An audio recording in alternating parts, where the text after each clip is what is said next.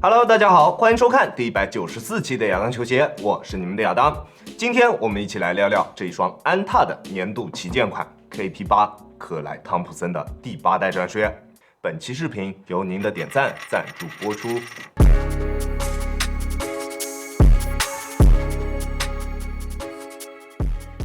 首先，我们还先来看一下这一双鞋的外观。在外观方面，你觉得这一双鞋可以打几分呢？我手上的这个配色是 LA 配色，以肉粉色以及蓝色为主，有点像是海边落日的那一种感觉。在首发的白蓝以及这个 LA 配色之间，我还是比较喜欢这个粉色的配色。谁让我是猛男呢？而后续像留白啊以及棒球配色，我觉得是更好看一些的配色，但是因为大家催得比较急，我是等不到那两个配色发售了，只能在这两者之间进行一个选择，最终选择了这个配色。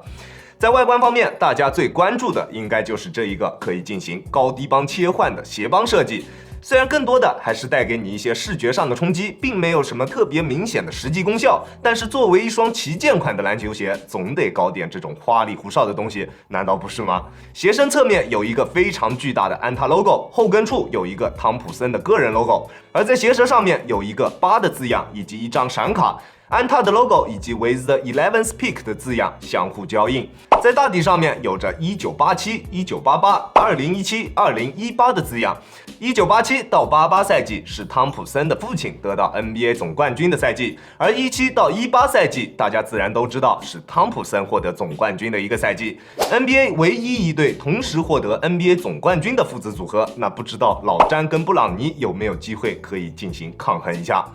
而在实战方面，我们依旧还从大底开始说起。在大底方面，采用了全掌的圆弧形纹路，由前后掌的两个镂空作为圆心向外扩散，并且相互交织在一起。在抓地力方面的表现还是非常不错的，基本上可以做到想停就停的水平。但是由于球鞋在内侧的伤盘区域上面并没有纹路的覆盖，在做一些幅度比较大的变向动作的时候，会出现脚底下突然失去抓地力而造成的比较严重的打滑现象，这一点是我比较不满意的一个地方。并且它在吸灰方面的表现也并不是很理想，在有灰尘的场地上面进行实战，它的抓地力会有着比较明显的一个下降，需要不断用手去擦拭鞋底才能保证脚底下有够用的抓地力。那如果你打球的场地灰尘比较多的话，基本上每一个回合你都需要去擦拭一下鞋底才能有够用的抓地力。而大底使用的橡胶硬度也是相对比较软的，纹路也比较细，在耐磨方面的表现自然是不太理想的。这双鞋我只推荐大家在室内的木地板上面进行使用，其他场地我都不推荐。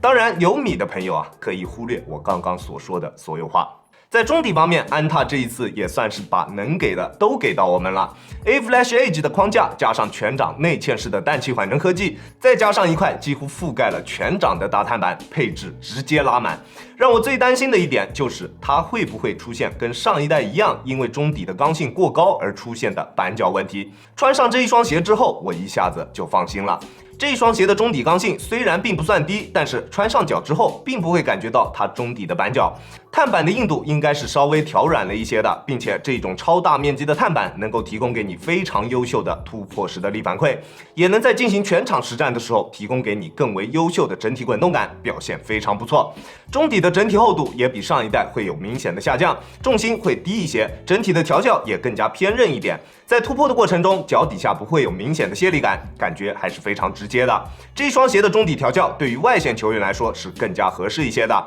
不再像上一代一样，虽然代言人是一个外线球员，但是他的签名鞋却更加适合内线球员去进行选择，并且弧形的大底外形也让它在灵活性方面有着明显的提升。这一系列的改进都让这一双鞋从一双更加注重稳定、注重保护的偏内线鞋款，变成了一双更加灵活的外线鞋款。对于像我这样偏外线打法的朋友，自然是好事，但是对于另外一些更加需要稳定、更加需要保护性的朋友，可能并不是一个好消息。不过大家可以放心，虽然在中底厚度方面有着明显的下降，但是在缓震方面的表现依旧非常出色。我180斤的体重，在单独用脚后跟落地的时候，也基本上感觉不到震脚的感觉，缓震的极限是非常高的。我相信200斤以内对于缓震有要求的朋友，这一双鞋都是可以满足的。不过在缓震的力度方面表现并不是特别出色，也就是你们说的踩屎感。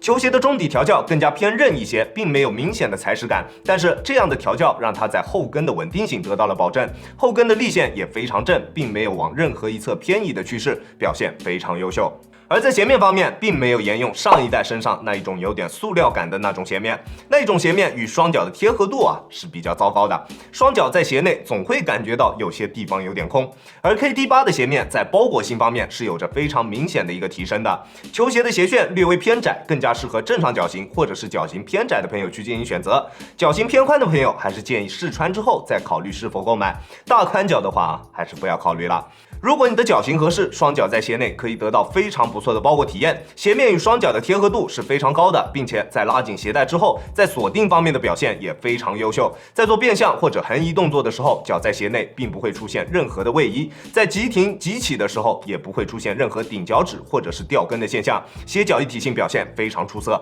球鞋的鞋舌非常薄，让球鞋在透气性方面也不至于拉胯，并且鞋舌上面这一个8的字样也在舒适性方面起到了非常大的一个作用，在鞋带压住脚背的位置起到了非常好的一个舒缓效果。当你拉紧鞋带之后，不会出现勒脚背的情况。而这一个大家最关注的地方，这一个可以调节的鞋帮，可以算是这一双鞋身上最大的一个设计上面的败笔。想法确实是挺好的，好像要给消费者们更多的选择。你想要低帮，你就选低帮；你想要高帮，那你就选高帮。但是真的是这样吗？并不是的。当你想将它调整为低帮模式的时候，脚踝处完全处于一个放空的状态，加上它并不算低的中底重心，在实战的过程中总有一点不太安心，并且它的鞋带也并没有提供给你2副鞋带，长度一直是一样的，所以当你调节为低帮模式的时候，它的鞋带是会比较长的，这一点也要注意一下。而调节为高帮模式的时候，虽然它的鞋帮根本起不到任何保护的作用，但是可以给你一点心里面的安慰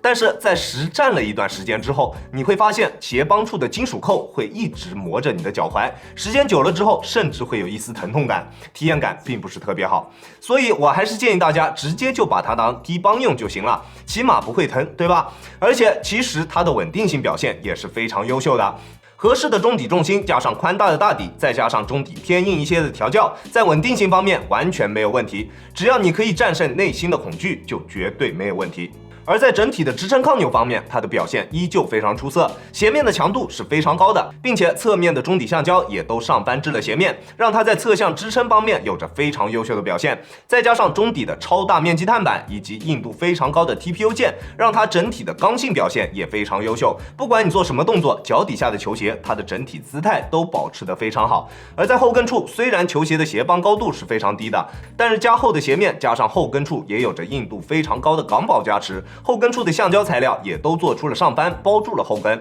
让它在后跟处的稳定性以及支撑性都有着非常不错的表现。在足弓处也有着非常明显的一个内收，并且鞋带孔也延伸至了下方，拉紧鞋带之后，在足弓处的支撑也完全没有问题。所以在支撑抗扭以及稳定性方面，大家都不需要去担心。在重量方面，单支42.5码的 KT8 重量是432克，在重量方面的表现稍微有那么一点拉，但是优秀的鞋脚一体性以及合理的重量分布，让它穿在脚上的体感重量还是比较轻质的。这双鞋虽然跟我之前测试的那一个 AG3代整体的重量差别是非常小的，但是穿在脚上的感觉 KT8 会明显要轻质不少。这双鞋亚当球鞋主观评级 A 级，这双鞋的实战性能非常优秀，绝对是一双实战好鞋。虽然脚踝处的设计确实有那么一点糟糕，并且在上翻的橡胶处也并没有纹路的覆盖，但是这些缺陷都无法掩盖这一双鞋的优秀，实战性能非常出色。这一双鞋的整体强度绝对是可以应对职业强度的，并且上来就将近5折的价格，我觉得非常香。